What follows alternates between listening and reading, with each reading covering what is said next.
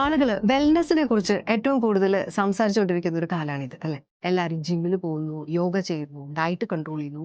എന്തിനു വേണ്ടിയിട്ടാണ് നമ്മൾ ഇതൊക്കെ ചെയ്യുന്നത്? നമ്മൾ മെലിഞ്ഞ് ഫിറ്റ് ആയിരിക്കാൻ വേണ്ടി. അപ്പൊ എന്തിനാണ് നമ്മൾ മെലിയുന്നത്?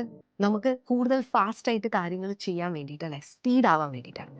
നിങ്ങളൊരു ആന്റർപ്രണർ ആണെങ്കിൽ നിങ്ങളൊന്ന് ചിന്തിച്ചു നോക്കൂ, നിങ്ങളുടെ ബിസിനസ് ചീർത്തിട്ടാണോ ഇരിക്കുന്നത് അതോ മെലിഞ്ഞിട്ടാണോ ഇരിക്കുന്നത്? Is it something about business shaming? അങ്ങനെയൊന്നും വിചാരിക്കില്ല.